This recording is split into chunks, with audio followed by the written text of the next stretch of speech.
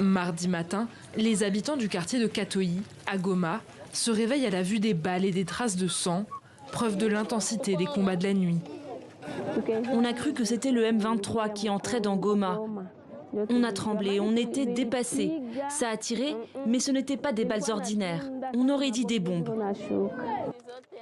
Dans les échanges de tirs, 2 membres des forces de l'ordre ont été tués. Goma n'est pas en guerre. Pourtant, en moins de 2 semaines, une dizaine de personnes sont mortes dans des attaques d'hommes armés. Nous avons peur. Les gens meurent nuit et jour. L'insécurité bat son plein. Tu arrives ici, on te dit que les Wazalendo ont tué un motard. De l'autre côté, on te dit qu'ils ont volé ceci ou cela. Encore plus loin, on te dit que les Wazalendo ont kidnappé quelqu'un. Cela nous met en danger. Que le gouvernement nous aide.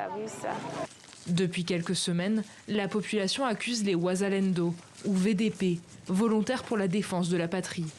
Ces miliciens qui ont récemment rejoint le front combattent les rebelles du M23 qui encerclent Goma, aux côtés de l'armée congolaise. Ils seraient des milliers et certains auraient attaqué des civils. Plusieurs témoins rapportent ainsi des exécutions, des agressions sexuelles ou encore des pillages. Les Wazalendo, eux, réfutent ces accusations. Nous n'avons pas été formés pour tirer sur les habitants. Nous sommes ici pour combattre l'ennemi et pour protéger la population, pas pour la tuer. Ce n'est pas ça notre mission. Pour éviter les débordements, la semaine dernière, le gouverneur militaire du Nord Kivu a interdit aux Wazalendo de circuler dans Goma munis d'armes. Une décision sans effet pour le moment. À la population, nous continuons à donner des assurances. C'est vrai, parmi les VDP, il y a des brebis galeuses, mais le VDP reste encore un des grands piliers qui soutient les FARDC dans les combats que nous sommes en train de mener sous l'impulsion du commandant suprême, président de la République. Entre miliciens et habitants, la tension ne semble pas prête de retomber.